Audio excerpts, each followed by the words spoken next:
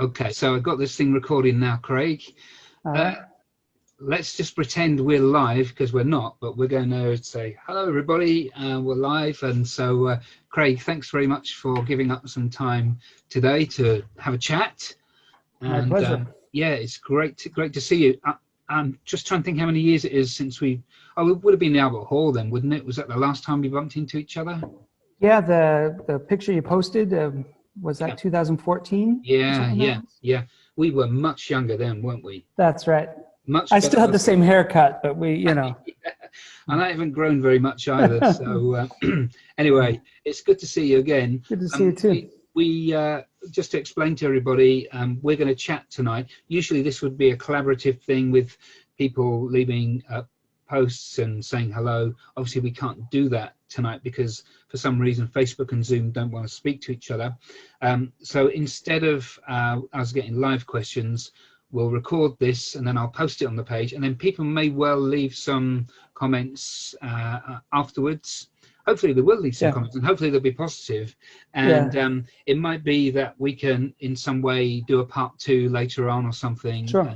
And try and get people involved that way. So apologies everyone, it didn't really work the way we wanted it to, but Craig is here. I've got him for about 45 minutes, so we're still going to talk, and we're going to talk about well, we'll find out a little bit about Craig, I think. First we're going to talk about your work that you're doing as the Territorial Music Secretary, Craig, because that's, after all, the name of this chat is Composer Meets Territorial Music Secretary. It'd be great to hear about your work that you've been doing there, and you are doing. We'll chat a little bit about the Canadian Staff Band, because that's been a big part of your life. Yep. And also what you're up to these days. And I know that you're conducting a different band. You're conducting a band these days. So let's start off then with a little bit about you, Craig. For those of you who know absolutely nothing about you, tell us a little bit about your upbringing, where you're from, and those early years. Well, let me just start, Martin, by saying I'm thrilled to be here and thrilled to chat with you again. For those not watching, Martin and I, 2010, Martin came over and did a music camp, and our cabins were next to each other and our families hang out. We had 2 boys the same age. Martin has 2, I have 2, and that was good. But let me tell you, Martin, the thing you did that week that connected with me the most is I was leading the C band. I think I had like 35 kids who were just sort of learning to play. And even though, Martin, you played cornet in the ISB, in my little C band, you sat along and played trombone to help some kid. And that was important to me. So thank you for that. And that was one moment you went up high in my esteem and have stayed there. So thanks for that. Okay. I'm an officer's kid. Grew up in the Salvation Army here in Canada, moved around mostly Ontario, but then one move out onto the East Coast in Halifax. My dad is a musician, a bando. He played tuba in the staff band when I was a kid. He's even in his 70s now. He's the corps bandmaster of a good-sized corps band up in Barrie. So I grew up surrounded by the Salvation Army, the son of the regiment sort of thing, and music was just one of those things. Didn't really care much and sort of was terrible at a lot of instruments till we went to Halifax, and this is why I'm passionate about Salvation Army music. While we were there, my parents were divisional youth secretaries, so they were traveling all over. And my dad would get these tape of the month club things. So we'd get the cassette in the mail and we'd always listen to that. But there was this trombone player, old retired Navy guy, who took an interest in me and taught me how to play the trombone. And from that moment I was hooked and totally am passionate about local Salvation Army people who invest in kids with music. And this guy, Don Giles was his name, great guy. I don't even think he was a great musician. He might have been, I don't know, but I was 13 and all I knew is he cared about me, and he put a trombone in my hand and he made sure I got to rehearsals and took me to those kinds of things. So that was really the pivotal moment for me in my upbringing and choosing Salvation Army music as something I really wanted to do. Right, okay, so you said Halifax, Nova Scotia, right? Yes, that's correct. Is it cold in Nova Scotia? Well, we're in Canada, so most places get cold at some point in the year. But no, it's a lovely climate, actually, because it's right on the Atlantic Ocean, so you get that fresh salt air. It's a beautiful spot and even better people. If you've never been to Halifax, it's worth going. I've never been, but I've probably flown over it quite a few times, on the way Yes. to Toronto and places like Yeah, that. But for sure. yeah, okay. So you're a son of the regiment. It sounds like you're the same as Yeah. me, really, Craig. And it's kind of like a conveyor belt, but we all get pushed through, don't we? And we Yeah. become junior musicians and senior musicians. But faith must have played a part of your upbringing as well. So what was your first experience of God, or did you have an Yeah. experience, or how's that sort of developed with you over the years? Yeah, so I can actually remember the moment I actually sort of made that first decision as like 5-year-old. There was this great evangelist in Canada named George Clark, and he used to travel around, George and Edith, and we had this little corps in Gananoque, and I can remember making my first decision then. But again, Salvation Army kid, Salvation Army family, just grow up and you have a faith. And I was actually always worried that my faith was just a fair weather faith, because nothing ever went wrong. It was just like, oh, you just go and life was good. When that was really changed, and I should also add, I also felt a call, but it wasn't a call to officership. Now, I used to struggle. So the staff band would sit on the stage at commissioning, and they'd be like, if you've had the call, come stand on the front of the platform. And I was like, I feel a call, but it's not that. And I couldn't sort of reconcile what that was for many years. So in 2008, I found myself, I was the finance manager for Cessna Business Jets in Canada, which was a great career. But 2008 was when the world economy collapsed. And one day we show up and they say to us all, guess what? We're pulling out of the country. And so it was one of those moments, the first moment for me where my faith was really like, do I have a faith? Do I believe in this or do I not? And I did have a faith, but I also knew it was a moment to find that call. And so I put one word in the job search engine, and it was Christian. That was the only word I searched. And within 5 days of leaving that career, I had started another one in a Christian organization. And I sort of took that as God sort of, first of all, saying, do you trust me? Do you believe me? Do you have a faith? And I did, but it was also a pivotal moment to like break the sort of golden handcuff of working for a big business and sort of move into the Christian world and say, okay, I got a call. I don't know what it looks like, but I'm willing to put it out there. And so for the last 12, 13 years, I've been in Christian organizations, and I feel called to do what I'm doing. And I started off in a Christian financial institution, then went to a Christian aviation charity, and now this. So the call is not one specific task or one specific job. My call is just to be available and do what he wants me to do. And so that's what I'm still trying to do and still trying to figure it out and still trying to listen. But that's sort of been my faith journey. And even now it's sort of like, okay, God, I'm still trying to listen. I know you want me to do stuff for you. What is it? And just trying to be open to that. Yeah, fantastic. The whole calling thing, Craig, is well, we could have hours talking about that, couldn't we? But I think even non-Christian people who are maybe a bit agnostic, still understand calling. And even if you're not a believer, you can still feel a vocation about something, can't you? But in our sort of realm, my experience, I guess yours is as well, is that the faith journey is quite often about pushing doors. And when you type Christian into that search engine, it sounds like you were pushing a door, really, weren't you, to see what would open and see what would be revealed to you. But that's really, really important. And as you are, we'll come on to talking about your role in a second. You've got to have a faith to obviously be in the role that you're in.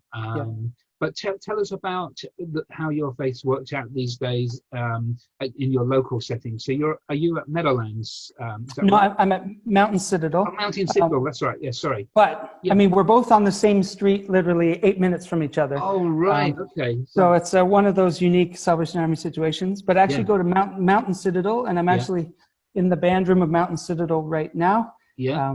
Thanks to some work going on at my house, this was a quieter spot.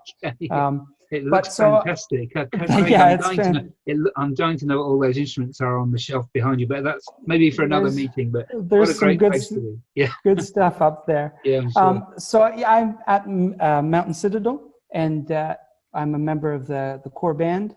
Back about 10 years ago, or a little longer, I did a stint for a year as bandmaster here to fill in. But my involvement is in the core band, and I also come on YP band nights and just sit in and sit beside a kid and play or cover the tuba part so they've got it played. Prior to the pandemic, I was on the road a fair bit. Time of the staff band, 1 weekend a month, time on my job, 1 weekend a month. So it did become hard to fulfill a specific responsibility at the core level. But I do believe core music is where it's at. And as we talk about sort of my role, I believe core music ministry is the key to my role. And I'm passionate about it. At Mountain Citadel here, we do have some great leaders who are keen to try new things even these days. And so I'm lucky to be part of a congregation that is alive and flourishing and has all different expressions of music. That's great. And is Mountain Citadel doing a virtual get together, or how are they worshiping at the moment? Or have you started worshiping back in? Yeah, no, we've had virtual meetings put together, and so that's been good. We had an officer change, and so we did a drive-by farewell where the bands played outside in the parking lot, and people did a drive-through farewell. We had new officers start last week, have just come back to us, Canadian officers, but we're serving at IHQ, the sluices. And we did a welcome for them. We did it drive-in style. So we had people out in, spaces between cars, and they used an FM transmitter for the officer to speak. So people sat in their car and listened, and the band sat outside and played, and they did a drive-through greeting for them. So the Corps has been trying to do all kinds of different things. And as we move into the next few weeks of sort of reopening the building, we'll see what that looks like. But the Corps the people have been working hard. Yeah, great. It's so important to just keep something going, isn't it? We at Cambridge, we were just the feeling I've described to other people when lockdown first hit was, as a Corps officer, it was like somebody pushed us off the edge of a cliff and said, "Right, fly." So we were like, "What do we do?" But we just quickly got some online stuff together, and it's been so vital for our fellowship. So it's been brilliant to see the hundreds of different churches and bands and orchestras and all doing virtual stuff. Some of it is absolutely hilarious, but most of it is pretty uplifting and inspiring. It just gives us a glimpse into the ingenuity of that creative human spirit that we have. It's just absolutely. So we just touched on your work then, Craig. Let's move to that. For those that don't know, I think it was 5 years ago, Craig, you took on the role as Territorial Music Secretary. Just in layman's terms, what is that job all about? What does it encompass? Yeah, I think when I started, I thought it was about one thing, and I must admit that that's changed. When I started, I really focused on, we had 3 jobs: resource, equip, and inspire. Those were kind of what I thought we needed to do, and we still need to do that. But that was sort of the first thing. We needed to equip, resource, and inspire. Again, I'm a business guy, and so as I sort of established that, and I must say all of this over the last 5 years, I've been able to build an amazing team, and they bought all into this. So I have to shout out right away to Rachel Ewing, to Simon Goff, our contemporary guy, to Heather Osmond, Assistant Music Secretary, and Marcus Venables, our project guy, who I throw stuff at them and say, we're going to do this and we're going to do that. And, they look at me weird, but then they say, okay, let's do it. And they buy into it. So we were equip, resource, inspire was the first thing. But then I was like, who is our customer? And it really became that the customer of the music department for us is the local core leadership, the music leaders. To give you an example, I attend Mountain Citadel, I play in the band, and rightfully so, I have no say in anything. So even though I'm the music secretary, I can't really influence officially what happens. It's the bandmaster, for example. Now we have a good bandmaster, Nicole, and we talk, and she uses every resource she can. She's a great music teacher. But it hit me that it's really that level of person that we need to connect with. The bandmaster, the songster leader, the community choir leader, the worship team leader. That was really our customer. And so that we've sort of started to focus on that, and so have switched in a sense to, we're part leadership development now, part mentor, part coach for those people, because it doesn't matter. The people in the congregation may like what we're doing at THQ, But unless those leaders into how to do it effectively, or maybe change methods or some of those things, nothing happens for the congregation. And so that's really what we're trying to do, is connect with those leaders and train them and equip them. So that was, before it was just like, hey, we're responsible for all musicians. But we've sort of narrowed it down to, we really need to equip leaders because they're the backbone of what happens at the local core. Yeah, that sounds really encouraging.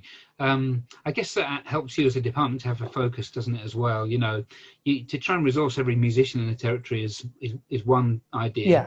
But you can almost count probably the number of bandmasters, singing company leaders, and so on, couldn't you, in the territory? Absolutely. And know them all by name as well. Yeah.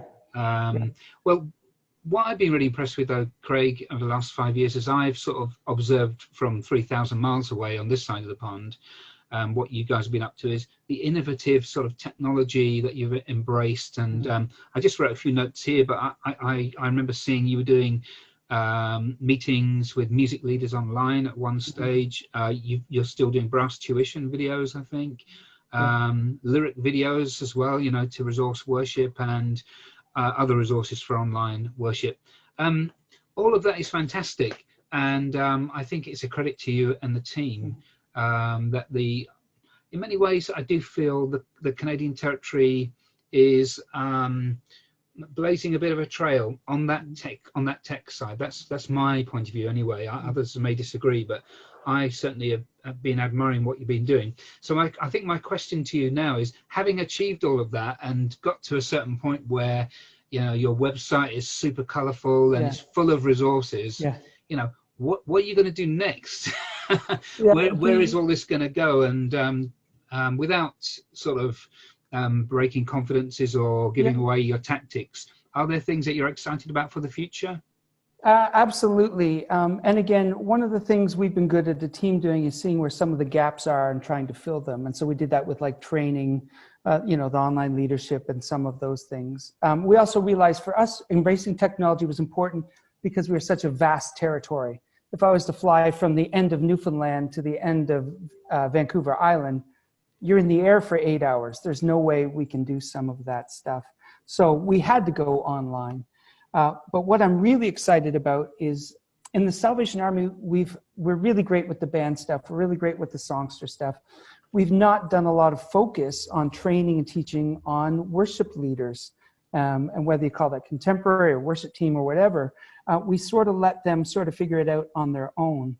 And so we've come up with a worship together package, we call it, and it's about training worship leaders. We also have a thing which, if your readers haven't read, it's SA Worship Magazine. So if they go to saworshipmagazine.com, we're trying to build in things from all kinds of contemporary people across the territory, across the Salvation Army world. Yeah. And that's been huge. And we've got a songwriters competition happening there, and we're going to look at how we publish some of those things. Sorry, I have a phone going. Just let me kill that. I don't know if you can hear that. You better check and see who it is. It looks like a 1-800 telemarketer. But so we think there's a real opportunity to develop. In the Salvation Army, we use a lot of Hillsong and Bethel and everybody else. And we've not really established that Salvation Army distinctive worship music that's different than the band congregational song and that kind of thing. Yeah. So we're really excited about that. We're going to look at moving into publishing worship music that's Salvation Army, and what that looks like. And we also believe firmly in blended worship, that the band and the worship team and the choir, you can all do stuff together at the core level. It's not this or that. Yeah. And so we're trying to really look at ways that we can bring all that together and equip that. So that's what I'm excited about now, is the opportunity to for the team to take a role in driving that conversation forward on sort of the worship music language of the Salvation Army in these days. Yeah, great. That sounds exciting, Craig. And local core, you're right, is where it's at. And you know, the Territorial Music Department wouldn't actually exist if it wasn't for the core leaders, would it? Absolutely. Think about it. And, absolutely. And we should, I feel strongly as a core officer as well, that we get alongside our music leaders and we instead of, as a chorus, I find it's very easy to tell a music leader what to do. But here at Cambridge, we have intelligent and cooperative and creative music leaders who we can say, what we want to achieve is this. What could you do? What could you come up with? And so many times we've been blessed by them using their gifts and skills to add something to the worship. And so we've definitely got to invest in them and show our appreciation for them and all that kind of stuff. Yeah. And I also felt that we've sort of gone to the thing where we feel that you had to be, in some senses in our territory, you had to be like a music teacher or a professional musician before we could trust you to lead some of these musical areas. When I look at the people who had an impact on my life, most of them weren't that. When I look back at the history of brass banding in the mines in the 1800s, it wasn't the music person, it was like the foreman of the mine. So we sort of came up with the theory for whether it's band or worship team or whatever. You give me somebody who's willing to put the effort and time in, we'll train, we'll equip, we'll give you everything you need, we'll come alongside, we'll mentor, we'll tutor. There's more resources available than ever. I just need people at the core to say, okay, I'll try it, I'll do it. And the more we can get that, so people who are watching, like, raise your hand and do something. There's more than enough resources to help you be successful. We just need people who are willing to be there. Exactly, and that's a very biblical take, I think, Craig, that God doesn't look for the fully qualified. He doesn't look for the multi-skilled. He doesn't look for the most intelligent, the brightest, or the creative. He just wants a yes. And he equips as well. That's been my experience. But I said, thanks for that sermon, Craig. I didn't think you were going to preach. So that's really right. Great. Sorry about that. No. That's in all seriousness, that's great to hear. Now, your territory of publishing music as well. You've spoken about moving into publishing contemporary, which is really exciting. By the way, that resonates a lot with the Central Territory in the United States and the vision of Bill Himes and Peggy Thomas as well. That's good to hear.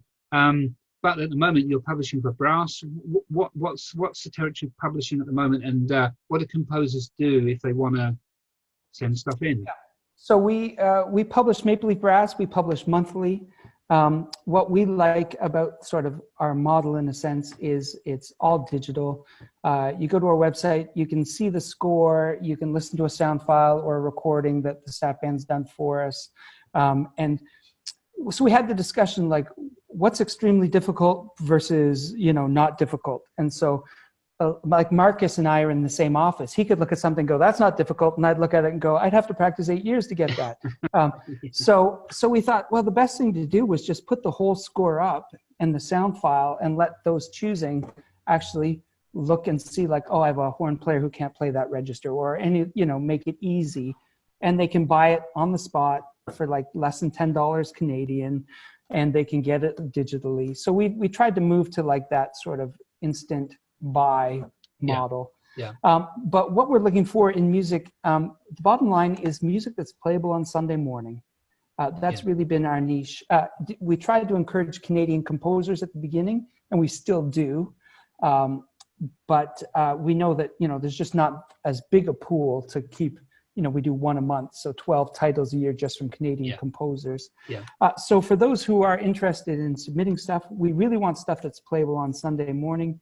I would say it's more of the Triumph Series type size model, because we did pull all the data to know how many bands we have over this number of people, how many we have. And we've done that for all music groups in our territory. So we're trying to publish stuff that actually hits 70 to 80% of the groups, sort of thing. But that's our model: playable and usable on Sunday morning. Yes, we do a march. You might do that in prelude or something, but that's sort of the general sweet spot. Is that, and it might be we've got a few. We just did like one from a guy named Jeremy Avery, who sings in the Canadian Staff Songsters, called All to God. And it's like a suite, but it's only about 5 minutes long. And that would be, for some of our smaller bands, that would be their big number. But we try and hit that sort of sweet spot. We don't worry about festival stuff and that. Okay, And is the editorial work done within your team of 5? Yeah, so it's the editor for our music is Rachel Ewing. Rachel is brilliant. She's got her master's in in music. I always get the title wrong, but she's specialized in piano accompaniment. Her theory is brilliant. She's the pianist for the Canadian Staff Songsters. She's our editor. Yeah. She's learned from the best, and we always tease her about 1,000% productions because she blows everything up on the screen like 1,000%, so the dot isn't exactly the right spot. Okay. And so she's classically trained on that, but she's brilliant and does a lot of our editing. We also have guys like Marcus in the department who support her, but Rachel is really the driving force behind that. Okay. She's a core bandmaster at her local core in North Toronto, so she has a good understanding for what our core bands are using as well. So very brilliant, another brilliant person on the team, in Rachel. But yeah, so send Rachel anything or send it to me, and we'll have a look at it. Great, yeah, cool. So then, Craig, I think a lot of our viewers, the people watching this video, will know of your tenure in the Canadian Staff Band, which is a pretty long tenure. I think it was 25 years, wasn't it? It was. I did 23 and a half over the 25 years. I was out for about 18 months when Ben was born, my oldest. Oh, right, yeah, okay. Yeah. Yes, but even so, that's an incredible length of time. Yeah. And was it about 15 years or so as the principal trombone? Yeah, 15 years, yeah. So from looking back, because I know that you've left the band now, was it last year, I think? Yeah, a year ago now. Honorably retired. Yes. Talk us through your appointment to the band. How did that come about back in 1994 or whenever it was? Yeah, it was 1994. It was pretty amazing. I had some good bookends. I started as a ringer at the band for a couple months right after the big 25th anniversary at Roy Thompson Hall with the ISB in New York and Chicago. Wow. Yeah. And I finished after the 50th season where they had a big thing at Roy Thompson Hall. So it seemed like good bookends. I was lucky. My core bandmaster when I was 15, when I moved up to Hamilton, I was actually Brian Burdett. So I got some good core band teaching from Brian, got to know him. When I was appointed to the band, a really cool thing for me, my dad was actually the executive officer of the staff band at that point. All right. So my appointment letter to the staff band is actually from my dad, which is cool. And so I have this nice personal letter. But yeah, I was just, once I moved up to Ontario when I was 15, I just wanted to play in the staff band. It's one of those things I just only ever wanted to get in the staff band. I never thought I'd be principal or you get to record solos and stuff like that. I only just wanted to like carry the flag type thing. If I could even just carry the flag on the trip. But it was amazing. And when I became principal trombone, I was following in the footsteps of some amazing legendary principal trombone players, guy named Bob Merritt who played Word of Grace at Royal Albert Hall and stunned the place. Clarence White who played Zardis at Royal Albert Hall, and Kevin Hayward who played Joshua at Royal Albert Hall. So I'm following these great line of soloists, and I knew I could never play what they did. That wasn't me. But the thing I tried to pride myself on is I was going to be consistent. When they looked at the trombone section, they were never going to have to go, oh, is he going to get it today? Is he going to get it today? That my part would always be there. So that's kind of what I'm pleased. For the most part, I did that with one or two exceptions. But that was when I became principal, that was a conscious thing for me that I can't let the chair down. I know that, obviously we're playing for God and that kind of thing. And I believe that firmly, but there's also a bit of, I can't let the band down. I can't let the chair down. And you follow that. Everything I do as a music secretary or did in the staff band, you're just building on the shoulders of everybody else. Yeah, sure. And so for me, it was like, my goal was just to never let the band down from what I did in that chair. And I was pleased to have some amazing opportunities, ISB 120, other tours to Brazil and Australia and all those things. I was really blessed to be a part of that. And some of the best moments of my life were in that band, I can honestly say. And I was thrilled to be a part of it, and thrilled to be an alumni now. Yeah, that's right. Yeah, you get to go to the annual dinner now, I guess, do you? That's right. Yeah. Well, dinner. Well, no, but no, I'm the staff band will always have a huge spot in my heart, and grateful for those opportunities. I grew up listening to the Norman Bearcroft's albums and then the Bob Redhead's era, talking about the 70s and the 80s, I guess. It's always been a very, very fine band, and I've always I'd love to be in the Canadian staff, and I'm probably a bit past it now, to be honest with you. But I got to be in the ISB, which is a good second for me. That's So, fine. okay. Yeah, when you mentioned Jackson's Point Camp and me playing trombone there, I got to play one of your trombones. I think you'd brought 2 or 3, maybe. That's right. I never travel with just one. I know. What is it with you guys on trombone? You can't have one instrument. That's right. But I've never really been able to grasp the trombone, and anytime I play it, it's for a joke, really. But you've done it to a very high standard over a long time. There might be some aspiring trombone players watching this tonight, Craig. What are the basics that you had to get right, and how did you develop that gift and fan it into flame and get to the level that you got to? What's the advice you would give? Yeah, I mean, I think the bottom line is the only limitation is your work ethic. I'm not a natural player. I have 3 brothers, and all of them would have been able to play circles around me if they just committed to it. But I was the guy who was willing to spend the hour in the basement every night with a trombone mute in, putting the time in. So the first thing I would say is you can't beat the work ethic. That's that can beat talent a lot of times. And so some of us, I look at some people with natural ability and go, oh, if they would just work at it, they could be a star. But I was definitely one who worked at it. So young players out there, you got to spend time on the horn. The other thing that sort of really just changed my playing in the last 10 years, actually. Dudley Bright was visiting Toronto with the orchestra.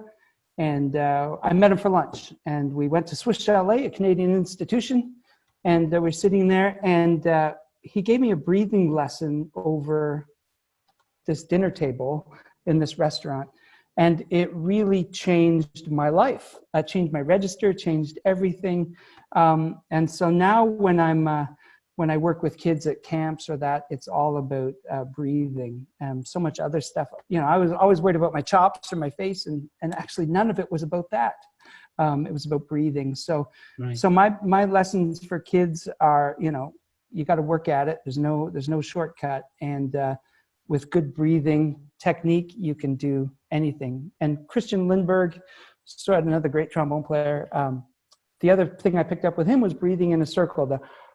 When you're walking down the street, you don't hold your breath and then go. So when we're playing, why do we think we hold our breath and go? So there was those 2 moments of hearing those things really changed my breathing, and that changed everything. So any aspiring trombone players, these things will go for any brass player, but work as hard as you can if you really want to go places, and breathing. And the last thing I will say, and this works in a Salvation Army context as being invited to go places as a ringer or in professional music circles, if that want to go. I don't know if I can say this, but just don't be a jerk. If someone asks you to go play with them, go and have a good attitude and help them and be nice and be kind and those kinds of things. The doors that opened, I think, for me, because I was willing to just go and do anything and be happy to be there, also helped grow some of those types of things as well. Yeah. But the breathing is the huge thing, and working at it. Yeah, thanks, Craig. I like what you said there about character, really. You know, that I really feel strongly that, you know, I'm a preacher, I'm a minister, as you know, so you would expect me to say this, but I know that God is more interested in character than whatever you achieve. Whatever we achieve really is going to be gone, isn't it?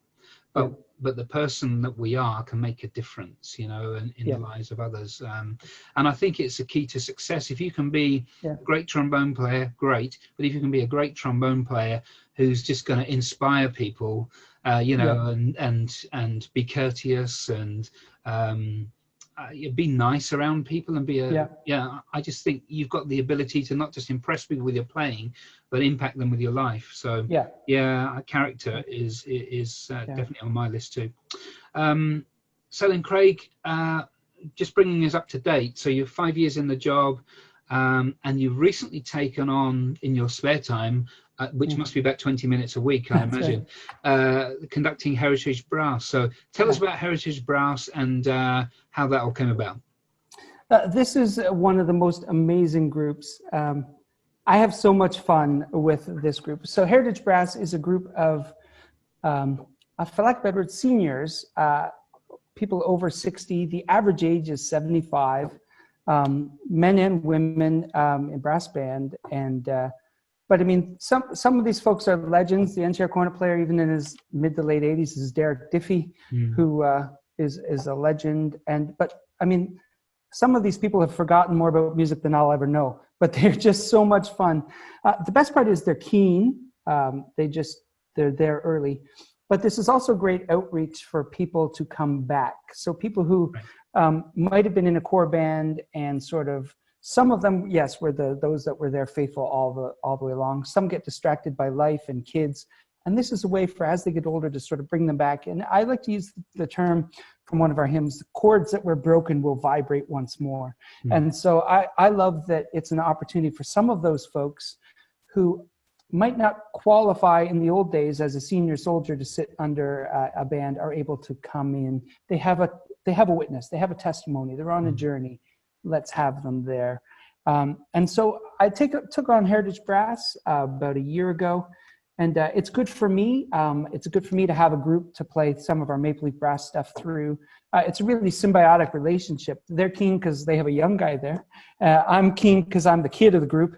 But it gives me a group to sort of test stuff with and try stuff with, and in some ways practice what I preach about how I connect with a group and how I train a group. And I kind of figure if you can work with a group where the average age is 75 and teach them new things and get them excited and get them doing well, then you can do it with people half their age. And so it's been a lot of fun, but it's been a learning experience for me to prepare their rehearsals every week as well, and plan programs and stuff. And it's been a good outlet. I think we're both enjoying it at this point. Wow, that sounds great. We call them these kind of bands fellowship bands over here in the UK. I don't know whether it's the same in your territory. Probably been going about 30 years here in the UK. The first one, I think the first one started in Norwich back in 1990, something like that. Seems a long time ago now. And I've had a lot to do with fellowship bands.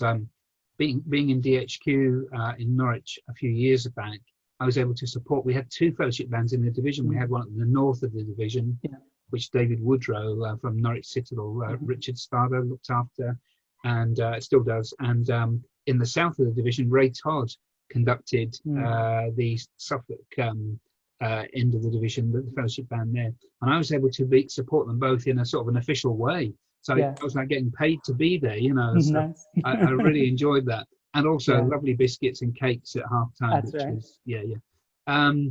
So they're really, really essential. I tell you what I think is a challenge though, Craig, and I wonder whether you would have a view on this, but I feel it's great to get people involved, but what I wouldn't want to happen is to bring them to the periphery of this organisation, but then keep them there. I always want to encourage those bands to think about ways where they might work with local core to encourage a person to take a step of faith or whatever. I don't know, because we need an open door, but then we need people to walk through the door, don't we? You know, so it's that discipleship process, which for some reason we struggle with all the time, don't we? Even the regular core on a Sunday. I think that's a big thing for me, and that's one of the things I actually love about brass bands. Is it's one of the things we have that's multi-generational, interracial, men, women. It's the one spot where you can have a young person in your core being mentored by someone who's way along that faith journey. And so I would like us to see more of those doors being open to get them in. But we need to be deliberate. And that's part of our pastoral role as leaders of our music groups and our pastoral connection to our core officers to figure out how we take those people from just walking in and playing an instrument to making decisions or making commitments in their faith. But I do believe that it's one of the best opportunities we have. Get someone in, like at most band practices, which they should, you have a devotional time every week, or before you prepare a selection, the bandmaster is telling you, this is what the story is, this is what the hymn is, this is what's happening. That's a great opportunity to speak into those people. And I believe that bands are small groups. We talk about small group ministry. Bands are a family. Yes. And I think even in these days of pandemic, when you ask most bands people what they miss, they miss the music, but what they really miss is being in that fellowship of other Christians who have that same passion and energy and commitment. So I think it's a great avenue to get them in, but we need to be more deliberate in, it's not just enough to get them through the door and in the group. We need to work with them to disciple them and mentor them. Yeah. I'm going to say hallelujah to that. Thanks. That's great. Yeah. I just got one more thing that was just on my mind, Craig. By the way, I haven't said, forgive me, but you might have wanted to ask me a couple of things. I have a couple. You got a couple of things. Just one last thing from me then. In your role as the Territorial Music Secretary, are you working alongside the staff songsters and the staff band? Is that, or are they a different department to you?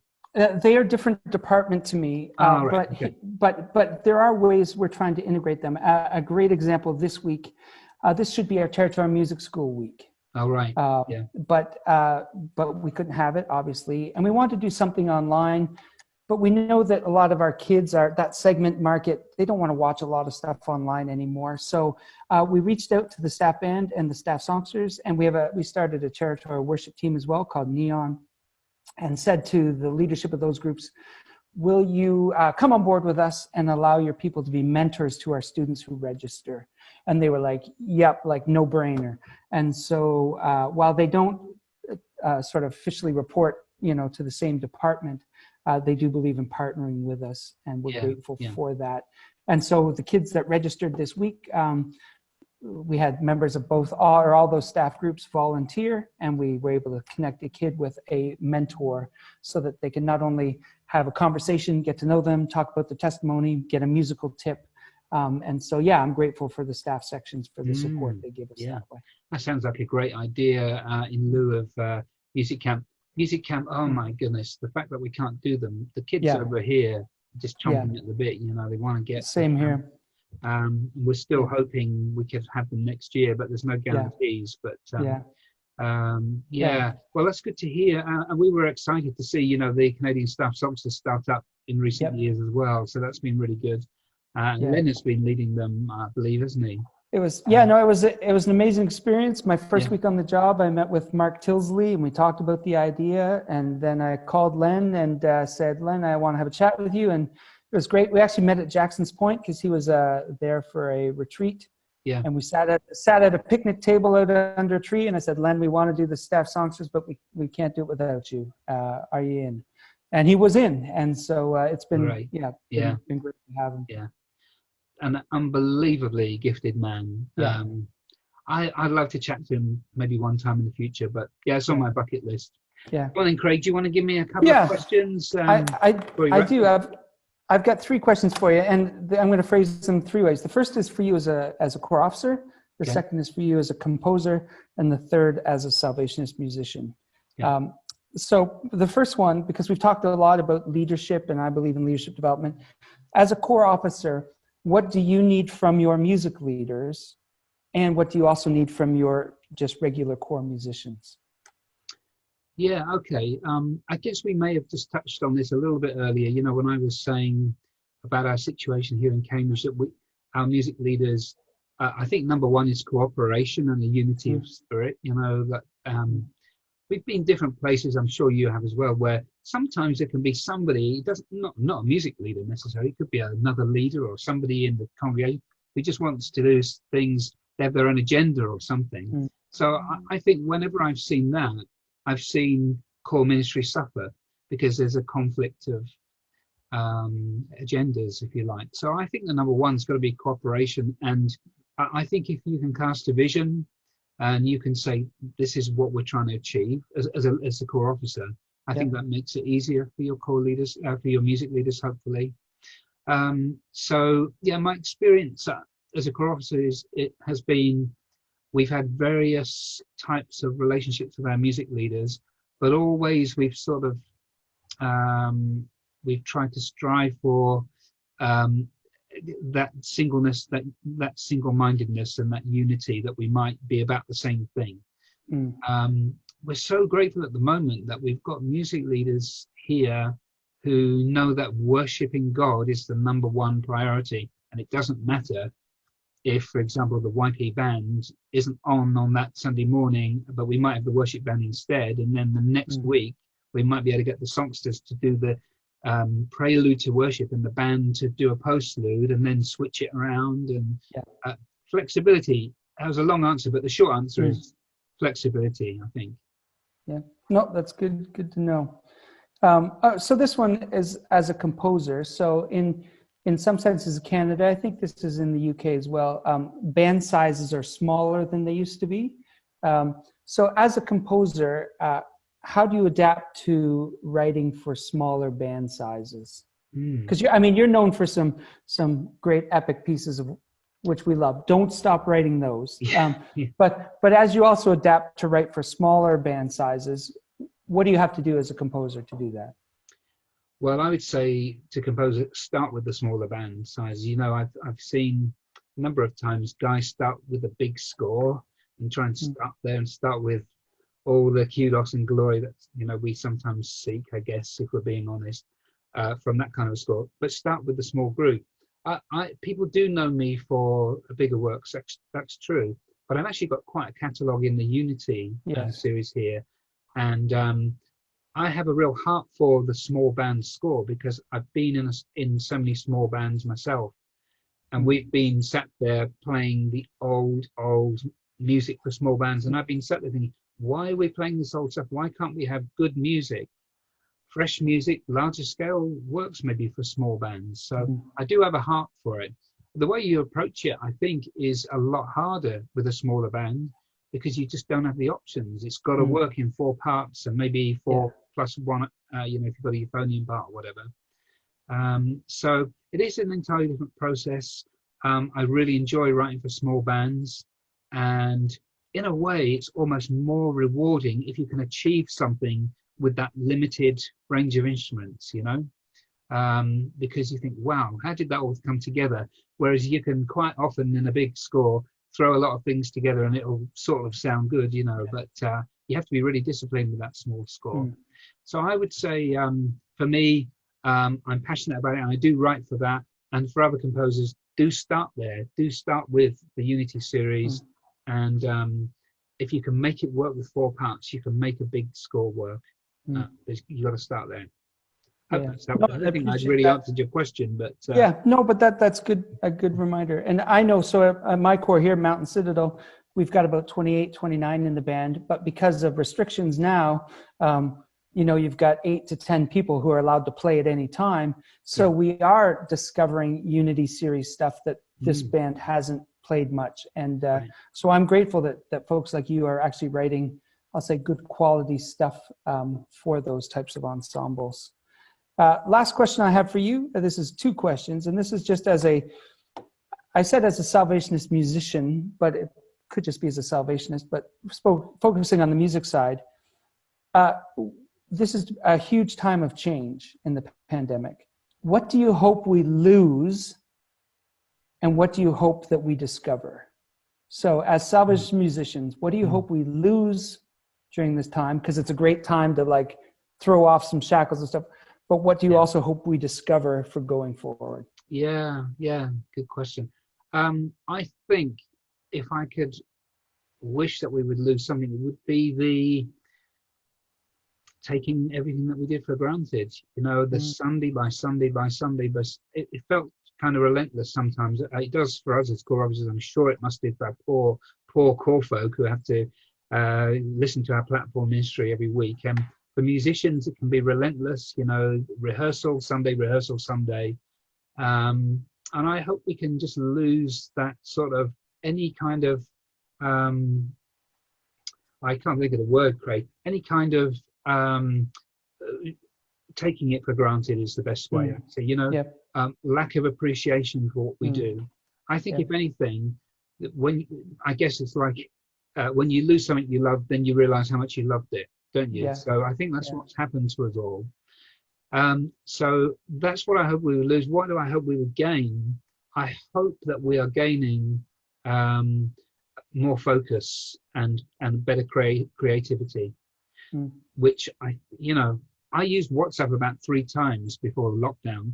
I'm now in about 26 different groups. Yeah. And even our PCC, our core leadership team, now we have WhatsApp conversations, and that's just been, it was a necessary sort of us adapting to the situation, but it's just opened another door for us. We used to think, well, when are we going to meet next? We can't have these conversations, but we can actually chat things through. So I just hope that when we are back in whatever degree, we'll be a little bit more focused on what we do. We won't take it for granted, and we'll just be a bit more creative as well, because there's been some fantastic things that we've seen. Yeah. When we're back gathering again, let's hope the virtual stuff doesn't finish. I still want to see bandsmen in sombreros. I still want to see songsters, in the Hawaiian skirts, and that's just the men. So all that creativity, it would be a shame if we lost it all. So let's hope we can gain that and bring that back with us. Yeah, no, I agree with that. And I think one of the cool things for me to see is there's a lot of this creativity is being driven by individual musicians or individual composers. And it's not like the official sanctioned, you have to do this type thing. Yeah. It's just been people are discovering, hey, with a little bit of work, I can do this and produce it on my own and get it out there. And so I agree with you. I think there's been a lot of creativity that's come out, and I'm excited and think hopefully it's sort of restarted the organization's creative juices for going forward. That's right. And thanks for those questions, Craig. My final thought on that would be, when lockdown kicked in, and as I said before, we felt like we'd been pushed off a cliff. The things that came were just so spontaneous. Yeah. And it really felt to me like the Salvation Army, because that's always been the real strength of the Salvation Army throughout its history, that where there's an issue, where there's a challenge, we just react and we can just be there. It didn't take long in the UK before we started getting the inevitable safeguarding rules and regulations that needed to come out. So we appreciate your spontaneity, but could you do this, that, and the other, which is all very necessary, of course. But I just love the spontaneity, and I hope we can keep that, going forward as well. Well, Craig, thanks so much for being on this episode tonight, this afternoon for you. Everybody who's listening, I have got a very special guest in 2 weeks' time in Rebecca Raymond, who many of you know is a professional singer down in Australia. And she's a Salvationist and a fantastic person, and a very talented person. And you may remember that she was the soloist that came with the Melbourne staff band ISB 120. What year was that, Craig? 2011. 2011. 9 years ago now. Wow. And she sang "Now I Belong to Jesus," arranged by Bill Broughton. It brought the house down in the Albert Hall. It was absolutely sensational. 5,000 people on their feet. So I'm going to be talking to Rebecca in 2 weeks' time. Very excited about that. So I hope you can tune in. I will put an advert out, and if you're the praying kind, do pray that the technology works, because Craig and I, well, we were the victims of some gremlin in the system tonight. Thanks again, Craig. Any last words from you before we go? No, just if there is any, when you post this, if there's any questions, if people want to throw in the comments, I'll check. And if there's anything I can answer, I'd be happy to do that there as well. Yeah, thanks. And we might be able to do a part 2 in future months. Maybe we'll be able to do this again. And it'd be great to be talking with everybody else involved. So thanks, Craig. I'll stop the recording now. Thanks, everybody, for watching.